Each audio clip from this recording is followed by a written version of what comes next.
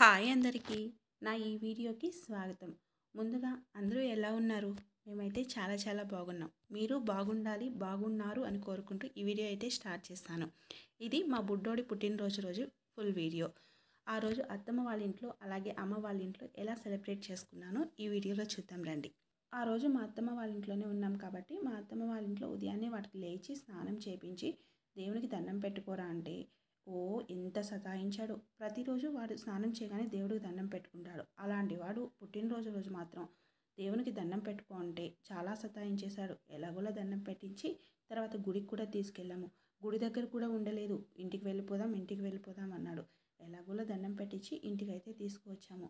ఇంటికి వచ్చాక ఇక కేక్ సెలబ్రేషన్ స్టార్ట్ చేశాం. మేము పొద్దున్నే అత్తమ్మ వాళ్ళ ఇంట్లో కేక్ కట్ చేసుకున్నాం. ఎందుకంటే ఈవినింగ్ అమ్మ వాళ్ళ ఇంటికి వెళ్ళాలి, అక్కడ కూడా కేక్ కట్ చేసుకుంటాం కాబట్టి వీళ్ళ దగ్గర కూడా కేక్ కట్ చేసుకోవాలని ఉదయం అత్తమ్మ వాళ్ళ ఇంటి దగ్గర కేక్ కట్ చేసుకున్నాం.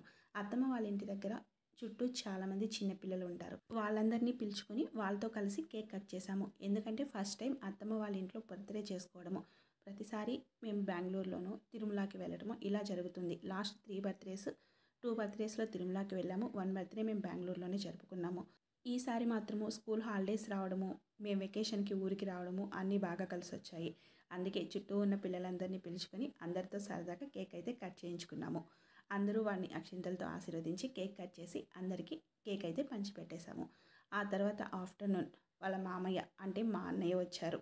మా అన్నయ్యని చూడగానే వాడికి ఎక్కలేని ఆనందం వచ్చేసింది. ఎందుకంటే కారు వచ్చింది, కారులో ఊరికి వెళ్ళొచ్చు అని ఒక సంతోషం. అమ్మమ్మ వాళ్ళ ఇంటికి వెళ్తున్నాం అన్న సంతోషం కన్నా కారులో వెళ్ళొచ్చు అన్న సంతోషం వాడికి చాలా ఎక్కువ.